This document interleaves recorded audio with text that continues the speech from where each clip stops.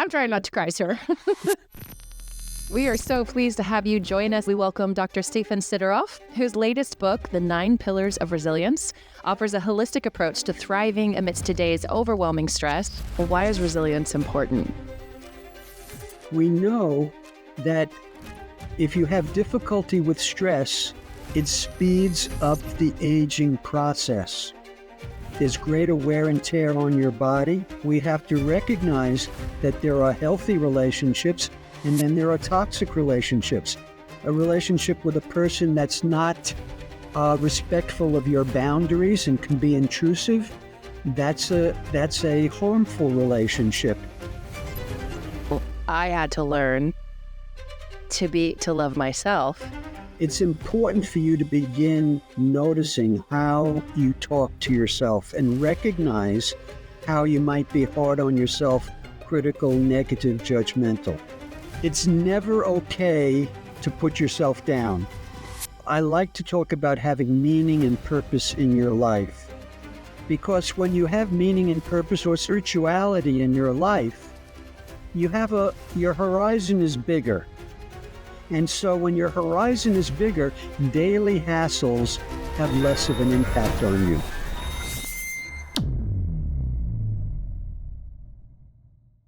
I already warned Derek as we were going over the material before we hopped on. I was like, I might cry today. I can just kind of already tell by the season of life that I'm in right now and the topics that we're going to discuss. It's something that's probably going to get me in my feels, but we love that here. We want things to feel real on our podcast. But before we dive into this material that we're both super stoked to go over, I want to hear just a little bit about your background. And there's things that I didn't cover in that introduction, like your background in education. And I would love for you to share just a little bit about how you got into this field, why this work is important to you, but also share with our listeners the learning and knowledge that you have that gives you the authority to speak on this topic. Of course. Thank you. I started my career doing brain research. So I was doing research on learning and memory in the brain and working with animals, to look at actual electroencephalographic connections between different areas of the brain. And what was unsatisfying about that is that I wanted to be able to ask my subjects what they're feeling, and I couldn't do that with the animals that I was working with. And so I shifted into clinical. And this was back in 1980, after my first postdoctoral fellowship in psychobiology at UC Irvine, and then another postdoctoral fellowship at UCLA, where I looked at conditioned aspects of addiction. And so one track of my career has been looking at addiction and ways of really helping people overcome their addiction and stay sober. And I realized whether I was talking about people with addictions or the average typical person, one of the commonalities is how we deal with stress. You can be going along well in your life, but as soon as the stresses pile up, your ability to cope begins to fall apart. In fact, your health begins to fall apart. And so I wanted to help people. I wanted to first learn the best way of approaching dealing with stress. And then I wanted to help people with that because I knew that was, if I could help people with that, I could make their lives easier in so many different ways. And I was doing it for corporations and individuals. And then the next kind of obstacle in my work and my research, because I published a number of studies in this area, was that people have resistance to dealing with stress. And that became an important aspect of my work that I wanted to understand so that I can help people get past that resistance. And that's where I began to really dive into our relationship with stress, our survival mechanism, and why we have such difficulties in dealing with stress. And so my work was really about helping people overcome that resistance and really recognizing that there are some structural factors built into us that actually make it difficult for us to deal with stress. We have a mismatch with our stress response. We still have the same fight or flight mechanism that our hunter gatherers had uh, thousands and thousands of years ago, even though it doesn't really fit for the stresses that we encounter. So we mobilize our energy for fight or flight every time we feel challenged in our day, every time we worry about something, every time we anticipate a threat or a danger. And so we're continually activating that stress, fight or flight response, but then we have to hold it in because we're not going to fight our boss. We're not going to run away from our spouse, etc. And so we not only waste and use up our survival energy, but then we doubly create a problem because then we have to create tension and constriction. So there are many factors and reasons why we have difficulty dealing with stress. Stress, to some degree, serves us. It helps us be more focused, able to set goals, able to concentrate. So it leads to our successes. Well, if we recognize and think about all of your successes in your life, and I guarantee that almost all of them have been associated with stress. So we've conditioned ourselves to pair these things together, success with stress, again, making it more difficult to manage. And so my approach and my work has anticipated people's resistance and has come up with ways of anticipating and overcoming people's resistance so they can lead a more balanced life. Wow. That's wonderful. I absolutely love the fact that the approaches you took with this, because like you see so many self-help books that are like, that talk about stress that the people may or may not really have a great place to work from, but you are working right from the biological systems that really, and you have a very concrete and firm understanding of these things. So I just want to emphasize to our audience that's listening, like how amazing this really is. And so I'm already starting to geek out about this. Oh, yeah. I know that you're... Yeah.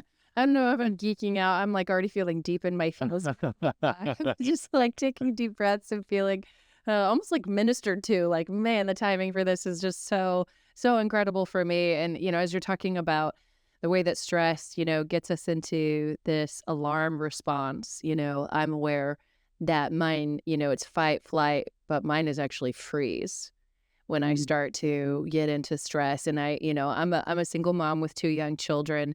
And I realize that my life is pretty constantly stressful. I just am so used to it that I'm not aware of feeling stressed. I'm probably just living in a state of at least a low level of chronic stress. Maybe it's higher. I don't know. But when things kind of pile on, like they have in the last month to 6 weeks, there's just been a lot of extra stuff piled on. And that's when it doesn't take very much, but there's been a lot. And then I feel myself start to just freeze up like, oh my God, I don't know what to do here. Yeah. Like I can't see my way forward. So it's very timely for me. And I'm hoping it's very timely for our listeners that are tuning in. And I kind of want to just dive right in. Yeah, let's do it. And I mean, we already discussed pre-record that we can't go over all 9 of the pillars of resilience in depth, but we are going to have Dr. Sideroff list the 9 for us and give a brief description of them. And then he graciously is going to take some time diving into what are some of the pillars of these 9. So can we go ahead and start there? Because I am just chomping at the bit to dive into this material. Yes, I'm happy to do so.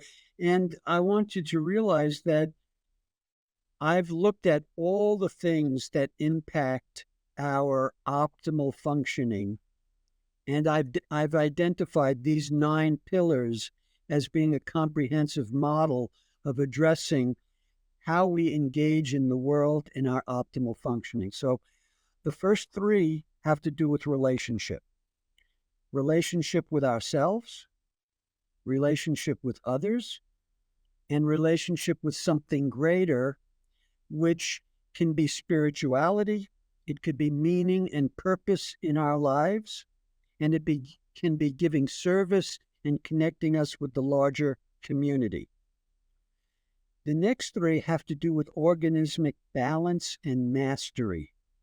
So pillar number 4 is physical balance and mastery. How we recover, how quickly we recover after we engage in a stressful behavior. Because there are two branches to the nervous system. One that activates, that's the stress response, and the other that helps us recover all the resources used up during that stress response, and they need to be in a place of balance. The next one is mental balance and mastery, and this is our mindset. Do we wake up in the morning and think of what can go wrong, or do we wake up in the morning and look for what can go right? So when we look for what can go wrong, as soon as we start anticipating danger, our body mobilizes. And we're wasting all of our precious personal energy because we don't have unlimited amounts. The sixth pillar is emotional balance and mastery. Do we appropriately digest our feelings, work them through so that we can let them go? Or do we carry as excess baggage emotions that we don't allow ourselves to fully let go of? The last three have to do with how we engage in the world. So number 7 is presence. So I say that we have two directions to presence. One is, am I aware of my environment? Am I noticing? Or am I just up in my head and just going from one thing to the other without paying attention? But there's also presence that we project out into the world. What's the energy that we project? Because that determines to a great extent how people receive us. The next is flexibility. Am I able to make adjustments? Because life, we don't have control over everything in our environment. What happens if there's something comes up that's unexpected? Can I make adjustments? So if I'm setting a goal and then there's an obstacle, am I flexible to maybe change the goal a little bit to have greater success? Can I be flexible with my perspective? Can I put myself in somebody else's shoes and have empathy for somebody else? Not only for the empathy, but so I can better relate to that person because I understand them better. That's part of flexibility. And finally, the 9th pillar, I define as the ability to get things done. So that's having courage to overcome fear. That's being able to focus. That's being persistent. So the more we get things in our lives, the more confidence we have in ourselves. The more confidence we have in ourselves, the fewer things in our world we experience as dangerous. And so that's another way of becoming less stressed and more resilient. So there I just laid out what I consider to be the full range of factors that go into optimal functioning. That was absolutely amazing to witness. Mhm. Personally, just like how masterfully you understand the topic and laid it out. Yeah. I'm wondering, because we're about to dive in here, Yes. and I'm realizing that this feels timely and very relatable for me. And I'm wondering if there's anybody's listening that's asking the question, like, well, why is resilience important? Why is this something that I should care about, that I should have the tools to cultivate and grow in my life? What would you say to that question? So let's do an analogy. Let's think about an automobile and an automobile's engine. When that engine is finely tuned, it gets the best gas mileage. When it's finely tuned, it doesn't sputter. When it's finely tuned, there's less wear and tear. When it's finely tuned, when it encounters a hill, translate to stress, it handles the hill better. So resilience is important because we know that if you have difficulty with stress, it speeds up the aging process. There's greater wear and tear on your body. And literally, we have research that shows that it speeds up aging. What's the number one cause of almost any illness? Aging. Aging. And so the more resilient, the more you literally can slow down the aging process and reduce your vulnerability to all kinds of illness. And when you're more resilient, you handle stresses better. And when you're more resilient, you're able to stay focused and mentally clear better. So resilience affects every area of our lives. Yeah. I'm just thinking of even typically when I get sick, which is not very often, it's usually right on the tail end of a really stressful couple of weeks. Yeah. Something has super stressed me out. And now I'm like, whatever the kids got that I normally wouldn't have gotten, I got. And knocked you out. Yeah. And that's a good awareness of that relationship. Yeah.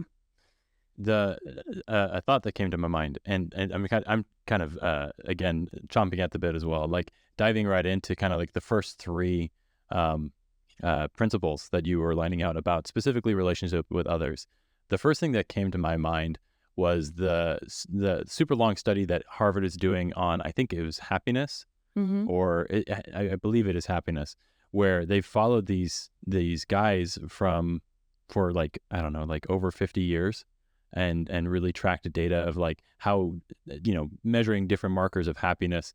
And I remember there's a TED talk about this, and we'll probably link it somewhere, but where he said like one of the most important factors for long-term happiness is the relationships that we have with other people. Like having that interconnectedness is so important for so many reasons, because we're social creatures. Like we're built to be connected to each other. And if you're isolated, you're not gonna last for very long. Well, and what's interesting, the flip side of that, before we dive into further, is because I've always been an incredibly social creature. Yeah.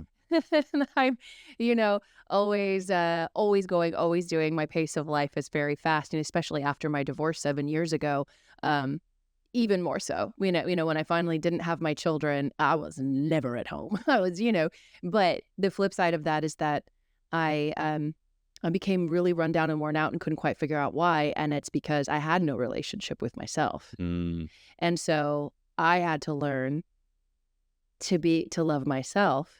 And I remember I had a friend tell me once, yeah, it's really hard to be home alone by yourself when you don't really like yourself. And I was like, oh, man, that's so real. And it was very uncomfortable because slowing down and not being so focused on my social connections made me have to face the pain that I was in. Yeah. And I didn't want to do that. Yeah. And so now I'm still a very social creature. I very much enjoy time with people, and my friends, and even my work is very social.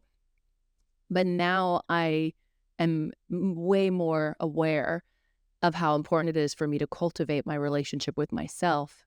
And that if I'm feeling disconnected from myself, I'm actually now struggling to feel connected to other people. Yeah.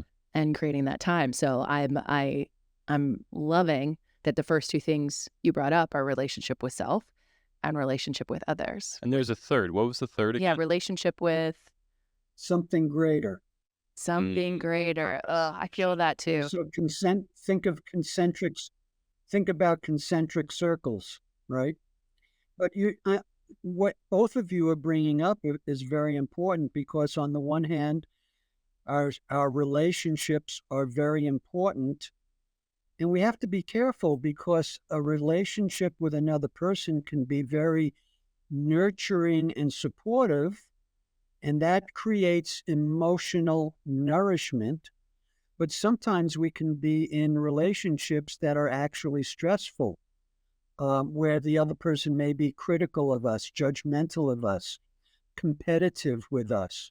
And so we can't say a blanket statement about relationships. We have to recognize that there are healthy relationships and then there are toxic relationships. A relationship with a person that's not respectful of your boundaries and can be intrusive, that's a harmful relationship. And that comes back to pillar number one, because part of your relationship with yourself and pillar number two with others is being able to set healthy boundaries with others, to be able to say no when you need to say no to take care of yourself. And so those two pillars are tied together. And I related to earlier in the program, I mentioned the mismatch with our stress response. There's another mismatch, and that's between the environment which we learn how to use the stress response, how to live in this world, which is our childhood environment, and then our adult environment. And so we adapt to the lessons of our childhood environment. Those are not necessarily the best lessons, but then we carry those into adulthood.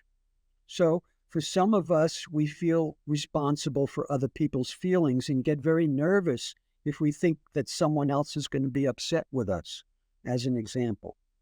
And so it's very important that we recognize the rules that we govern our lives with, because most of the rules, most of the lessons we learned in childhood are not the best, most appropriate in being an adult.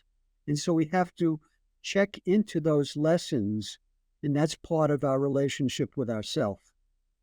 Yeah, because if you're not in tune with yourself, if you're not self-aware of what's going on, then you're likely to be stuck in a pattern, and you may find yourself like continually like in a romantic relationship that keeps ending the same way, right? Because you're just repeating these patterns, etc. That's exactly right, because we are being governed by those early lessons, and a big part of those lessons are being self-critical, self-judgmental, overly hard on ourselves. In fact, those lessons get incorporated into our default mode network in our brains, the network that really runs our life. And the voice we hear 24/7, our internal voice, is sort of the spokesperson for that pattern.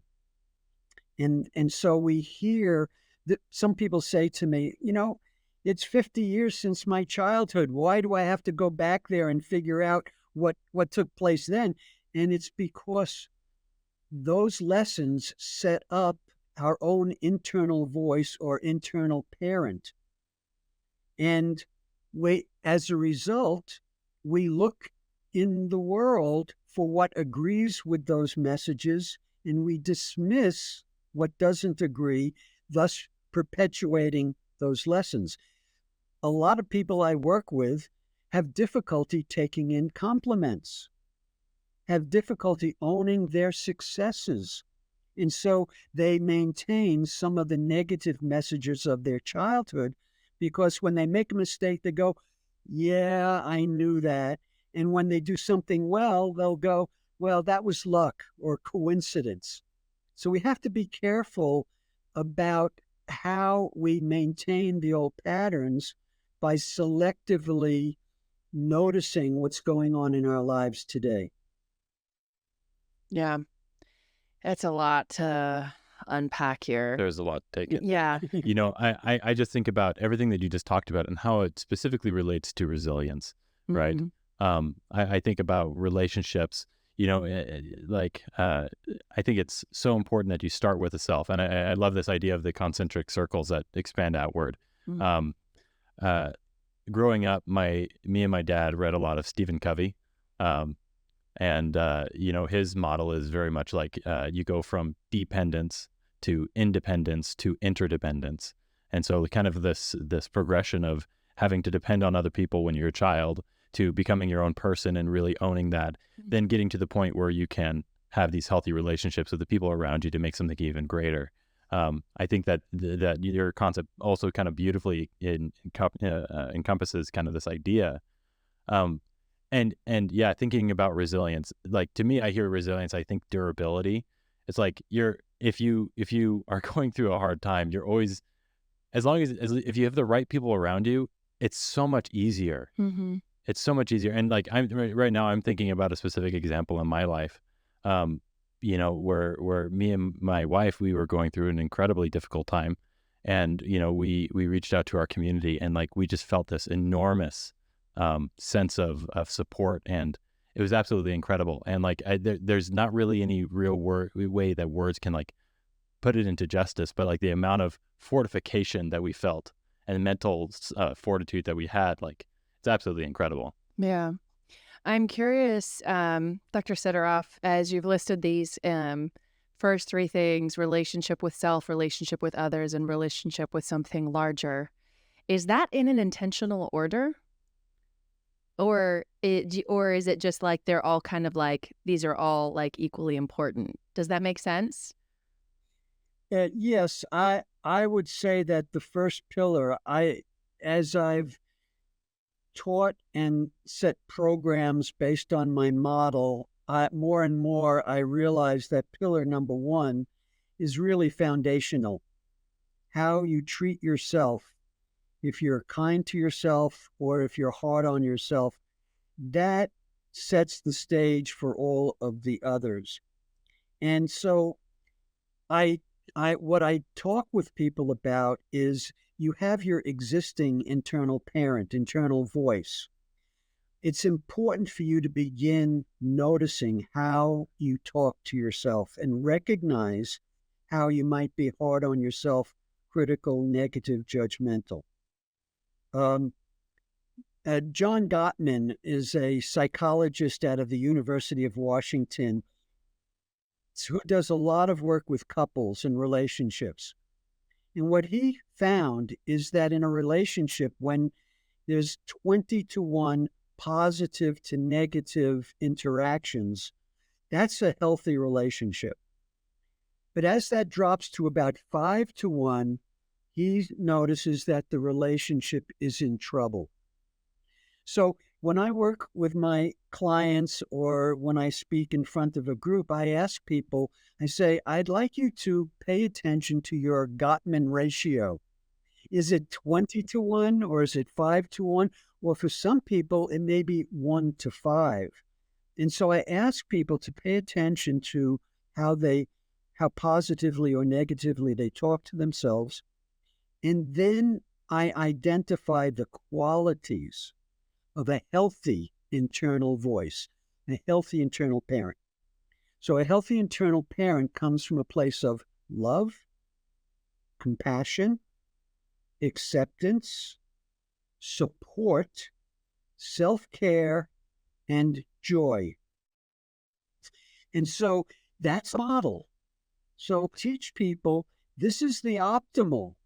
I'd like you to pay attention to how you treat yourself and compare that to how a healthy internal parent would treat you, with the goal of saying no to the existing voice whenever it's negative or judgmental, and then shifting over and giving this voice a chance to speak.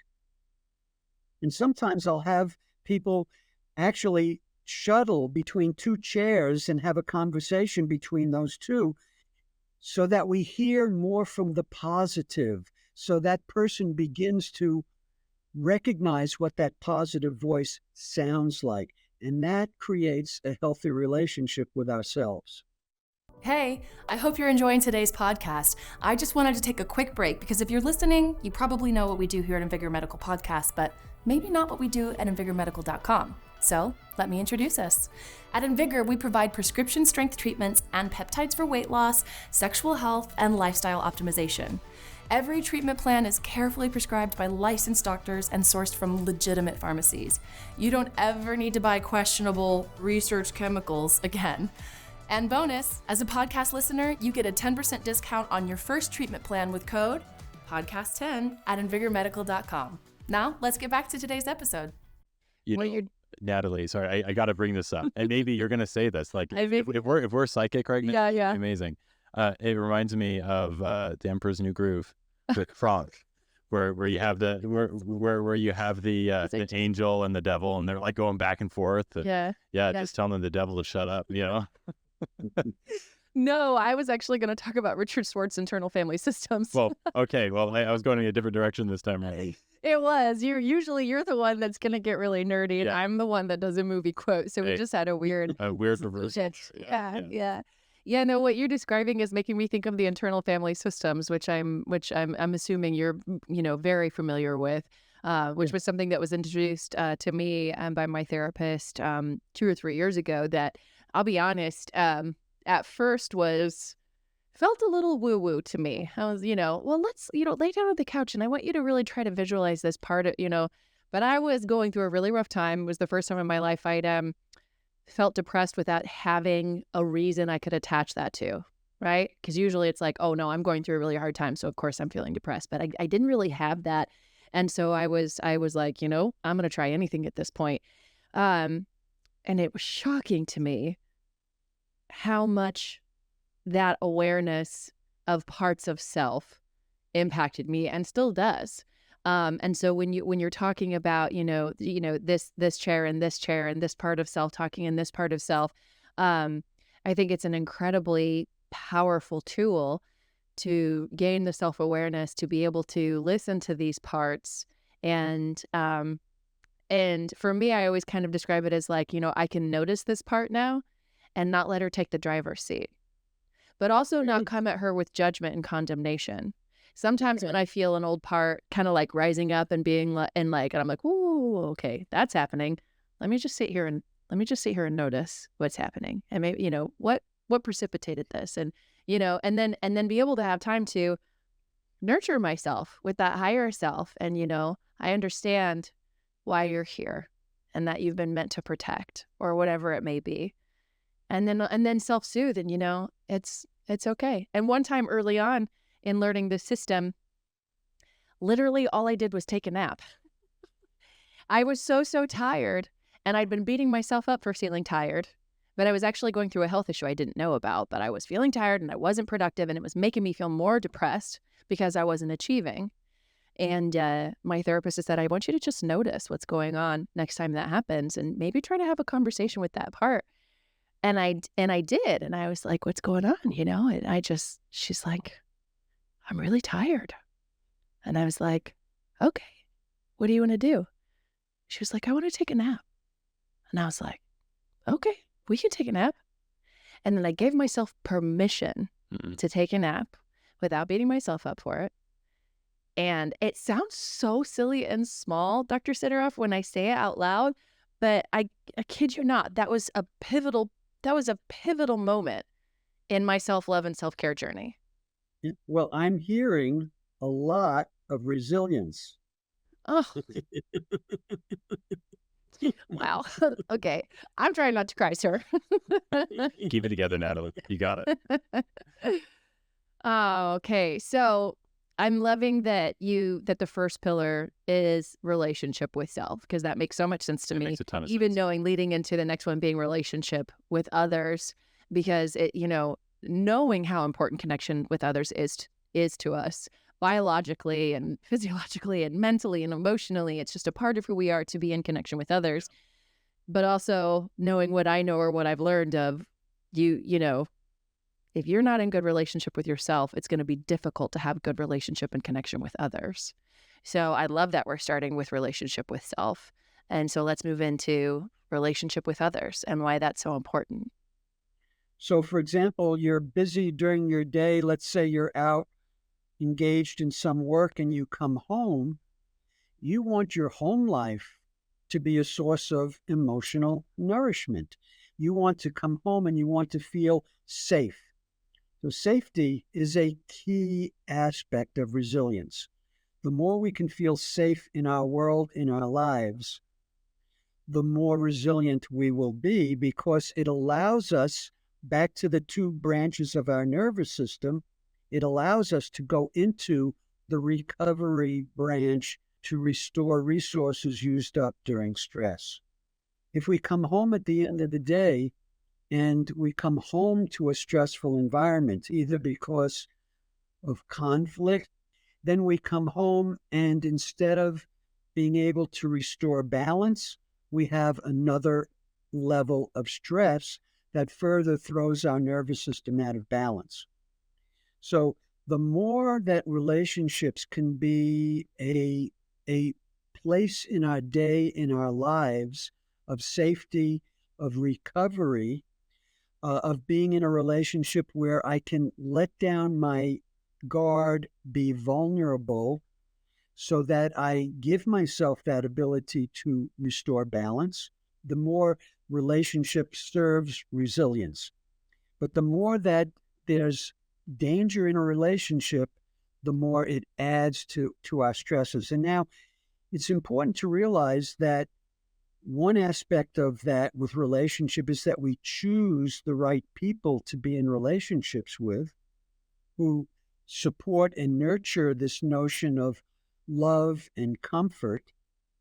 But it's also about our ability to set a healthy boundary. In other words, to be able to protect ourselves and know that I go into a relationship knowing that I can say no, I could set a boundary. When we know that, then we're less threatened when we go into different environments, and so we don't get as stressed. If we don't feel confident in our ability to defend ourselves, to protect ourselves, then we are nervous going into environments because we don't feel like if someone does something that can be intrusive to us, we are able to take care of ourselves, another source of stress and danger and threat. So it's about who we choose to be in relationship with. And, sometimes people in the audience, when I say this to them, they laugh or just chuckle under their breath because they may realize that their partner, their parent, their child are sources of threat and stress to them. And that's unfortunate. And we have to find ways in those relationships to work through whatever conflict is there so that a relationship can become more supportive and nurturing than dangerous and a threat. That makes a lot of sense to me. It does. You talked a lot. As you were speaking, I was reflecting on you were talking a lot about like the environment of the relationship. I was also thinking about one of our previous guests, Esther Sternberg, how she was talking about the importance of the space that we live in and how that affects us. And I know I think that's covered more in the third pillar that you're talking about with flexibility and those types of things. But I do feel like the environments that we create for ourselves also affect the relationships that we have established with our spouse. And I can personally attest that when I'm good about cleaning up my laundry and making sure it's in the right spot, and I'm good at cleaning my dishes, my relationship with my wife is a lot better. And so let me just comment on that, because one of the things you're bringing up with that is, we may not do the right thing at times, or we may make a mistake at times. Part of resilience, whether we're talking about relationship with ourselves or relationship with others, part of resilience is how we handle mistakes, how we handle when we go off the rails, okay? Because we can get very upset about it and then magnify the stress, or we can be accepting and loving about the mistake that we made and take the positive, loving assumption that, we're not doing this on purpose. We're trying to do the best we can, in which case we want to be supportive of whether it's ourselves or the other person, so that we encourage getting it right the next time, and we encourage letting go of mistakes and regrets rather than carrying them as excess baggage. I think that goes right into kind of what you're talking about of our inner voices, right? Of if you don't have that good parental voice, then making a mistake, all of a sudden that becomes a club for you to beat yourself up with. Right. And resilience isn't not getting stressed and overwhelmed and getting stuck, right? Resilience is the ability to move through that to the other side, right? And so I think that sometimes part of that beating up comes when it's like, oh, I'm so stressed, I'm so overwhelmed, I'm in fight, flight, or freeze. And then it's like, oh, I'm just going to beat myself up for it and feel bad that I feel this way and not want to feel this way, which is not being resilient at all, right? That's counterproductive. Absolutely right. So I tell people that I work with that it's never okay to put yourself down. No matter what happens, if you make a mistake, you want to be compassionate toward yourself, because if you make a mistake, you usually have a price to pay for the mistake, right? Well, if you're already paying a price for the mistake, why pile on by now, judging and being critical with yourself? Instead, be compassionate, love yourself, and feel some empathy toward yourself for, the consequences of that mistake. That's the way to ensure that you'll do it better the next time. Yeah. It's making me think of, are you familiar with David Goggins by chance? He wrote the book Can't Hurt Me. He's like an ex-US Navy SEAL, whatever, etc. It makes me think of, I was talking to my friend. Yeah. And it's very intense. It's like, the way that, are you familiar? Oh, yeah. Yeah. The way he talks to himself and it was a little hard for me to listen to at first because I was like, whoa, this is Very intense. Very intense. Yeah. But I was talking with my Who's going to carry the boat? Yeah, just a couple of weeks ago, going through my hard time, and he's like, on a scale of Mr. Rogers to David Goggins, what's your self-talk like right now? Oh, that's funny. That is so funny. I'm so proud of you. That's been so good. Like, think about, because sometimes you do need to give yourself a little kick in the patootie to get going, right? But like, what we're talking about is definitely about, having a little more grace and acceptance for exactly where you're at and moving through that. And man, time's going so fast. So I'm gonna make sure we touch, because there's like other questions I have, but I want to touch on that third pillar of relationship with something greater, because I think those are the three that you mentioned. Maybe you added flexibility, but I definitely remember the first three of the relationship. Yeah. And so let's take a moment to talk about relationship with something greater and what that means. Yeah. So that's what connects you to the larger community. So I like to talk about having meaning and purpose in your life, because when you have meaning and purpose or spirituality in your life, your horizon is bigger. And so when your horizon is bigger, daily hassles have less of an impact on you. I wrote an article for Psychology Today in this past year on how I say that purpose is the ultimate in use or lose it. And I make an argument for how having purpose in our lives literally extends our life. That with the new science of epigenetics, in which our genes are not changed, but our expression of our genes can be changed through our belief system, that when we believe we have an important purpose, we send a message directly to our bodies. Hey, it's important for us to stay alive longer because we have this important purpose. And then literally through epigenetic changes, create this motivation in our bodies on an unconscious basis to stay alive longer, to function better. And so that's why I believe purpose is so important in our lives. I think that's absolutely borne out in the thing that came to mind is the blue zones, You look at each of these blue zones where people live to be, to these incredible ages. And a common trend with all of them, there's diet, there's lifestyle, all these things. But like the one of the other things that kind of touches on what you're talking about is that regardless of how old the person is, they're always a part of the community and they're always part of making things happen. They're like, it's like they don't stop, they just keep on going. And I think that kind of proves your point like beautifully. Yes, definitely. I think it's so important that we honor our older generation and take advantage of their wisdom.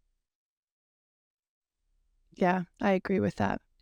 Sorry, you just said something that there's this African proverb that just popped into my head that I would love to share. Basically, it's like when an old man dies, it's like a library just got burned down. Which I think that there's so much with that, and especially within the African heritage where so much of it was through oral tradition and telling stories. So yeah, I think that there's so much value there. So yeah, I love that. Did you want to touch more on this relationship with something higher, or was there a fourth pillar that you wanted to spend a little time talking about? So given our limited time, the other pillar and the other approach that I would talk about is mental balance and mastery. And that is about our mindset. And it's very important. This is primary and is up there with my first pillar, is that we approach life from a growth mindset as opposed to a fixed mindset. And this simply means if we notice a vulnerability in us, if we notice something that we're not proud of, not doing well at, or judgmental of, rather than seeing that as who we are, we see that as a quality that we need to further develop and get better at. That's a growth mindset.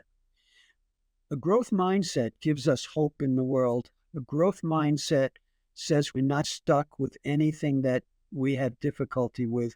A growth mindset sets us on the path. It sets us on a path of resilience. So that would be the other pillar that I think is so important for people to realize, is that you approach life from the place of wanting to embrace your challenges rather than shrinking from them or dealing with them reluctantly. Challenges is what grows our capacity. Challenges is what grows our learning, grows our ability, and grows our resilience. So you want to embrace the challenges in your life. What's funny is I've been divorced for about 7 years and, had a list of things that I, was looking for in a partner.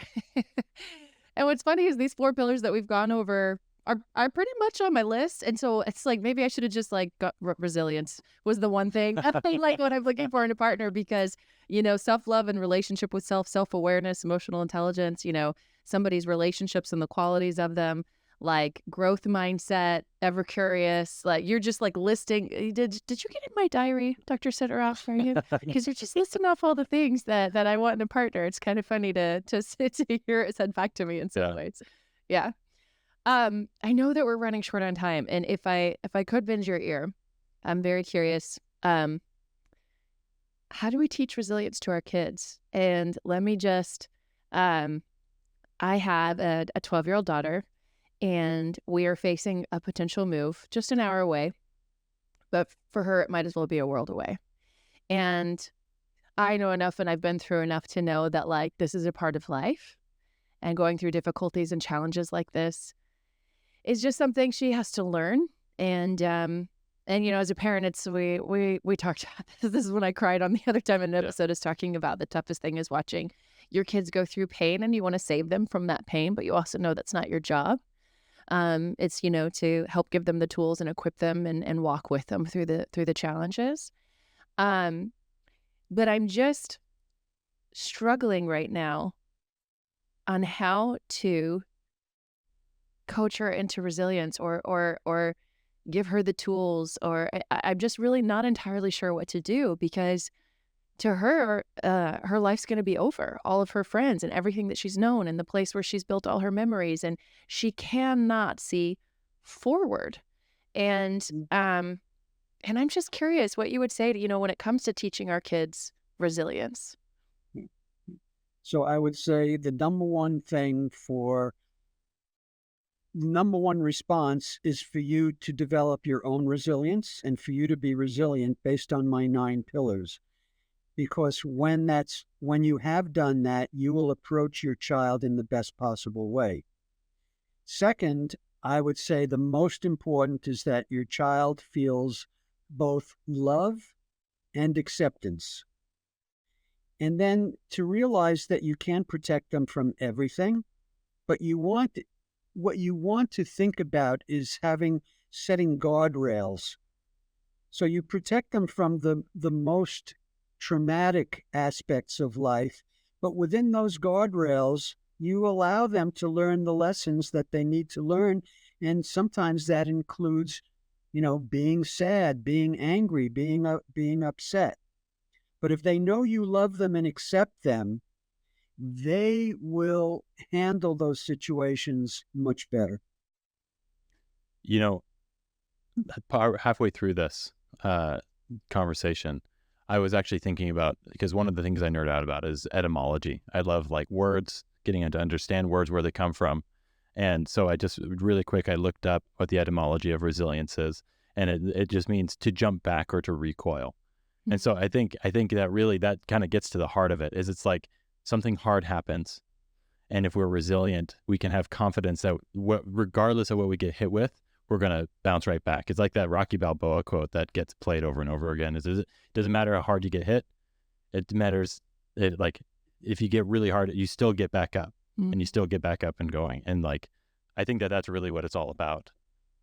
So it would be another conversation, because I talk about how, in fact, it's not about bouncing back, because when you bounce back, you bounce back to where you started from. The goal with resilience is to bounce forward.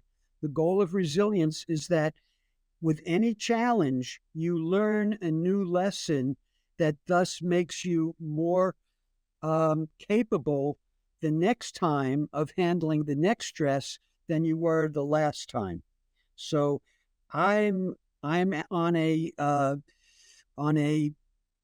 passion path to teach people to bounce forward, to make sure that there's something you learn from every challenge that you face. I absolutely love that. I think that because really what you're going for is kind of the upward spiral, right? We always hear about, and people get stuck in these downward spirals, but really trying to help people get the tools that they need to spiral upwards and become better and better. So that's I think all I have that we can cover in I know. I mean, our one hit, it's I think I got everything out that I needed to, but there's just so much more. I'm just how much time do we have? Can we keep going into my problems? But no, I appreciate you taking the time to answer the questions, and it's such an important topic. And I think that we're going through life weighed down by so much, and many of us in constant states of chronic stress, and just kind of an automatic, and not even aware of how much more there is to access in life, and how much more joy and more connection and more relationship that we can have when we learn to be resilient. And, even if you've had a really good, smooth life up to this point, chances are something's coming, that's going to hit you. And I think all of us reach a point as adults where it's just you're well, okay, this is it. It doesn't ever actually be easy. Either you're going through something, or someone you love is going through something, or there's some kind of larger crisis in the world, right? You learn to live with that reality. And and because of the age we live in, where there's so much access to information and news, I wonder that we're just so constantly in a state of overwhelm, because it is overwhelming. Everywhere you look, it's not just your own life and the lives of those that are touching you. We have so much awareness of what's going on so far beyond that, it almost feels like there's never a break, And so, the topic of being resilient is, I think, incredibly important. And I'm really grateful for the pillars that you've created and the book that you've created and the time that you've taken to walk us through some of these things. And what I want to know now is, where can people find you? Where can people find more of your resources and your book? Because I'm guessing the people that are listening, this is just enough to whet the appetite, and people are going to want more. Well, first off, my book is designed to help people who do feel overwhelmed by stresses in their lives. So I created a methodology I refer to as the path. So my book takes people step by step by the hand and guiding them through the process so that they have hope and are not overwhelmed. My website is drstephensideroff.com. I have a special free gift for all your listeners, which is my resilience assessment booklet, which actually helps them find their own personal resilience profile.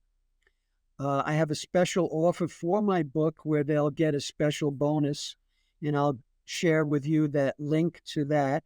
And then I have a special 10-day resilience challenge coming up on May 15th. And so people can participate in that and get a taste of what's in my book. Amazing. We're going to be sure to share all of those links in the show notes. So if you're interested in the booklet that Dr. Sideroff is offering, the challenge, buying his book, getting to his website, and seeking additional materials, we are going to make that available to you. I would highly encourage you to. I mean, if you've been listening this whole time, then I can't imagine that you're not feeling a need for this in your life, because I think this is something that's just universally relatable. Well, and I'm so excited. I'm so excited that you agreed to come on the show, and then we had this fantastic conversation. We'd love to have you come back and talk about the other. Oh my gosh! Set of pillars. We're just gonna have to set aside more time and go through the rest of everything. Absolutely, but I know for a fact that when it comes out June 4th, I'm getting it. It's on my list. So agreed. Did you say there's was there an audio recording that with the book? Is that the offer you were talking about? The special offer right now, if anybody purchases it before June 4th, when it comes out, you will get my 6-week resilience audio program plus guidebook free. So that's something I normally sell for $47, but you'll get it free if you purchase my book. Amazing. That is such a fantastic offer. Thank you so much for that, Dr. Sideroff. And thank you for your time. Thank you for all of your years of learning and expertise. Service. Your service. I think that having such an impact, it's your relationship with something greater, right? Like a purpose of making this impact. And you've impacted both of us today. Absolutely. And I can't wait for our listeners to hear this material. So thank you very much for being here. Thank you very much. Thanks for tuning in to the Invigor Medical Podcast. If you enjoyed today's episode, you can support us by liking and subscribing. Your feedback matters, so feel free to share questions or future episode ideas in the comment section.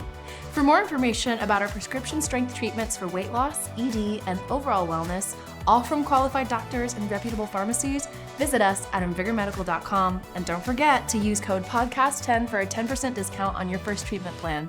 Until next time, stay well.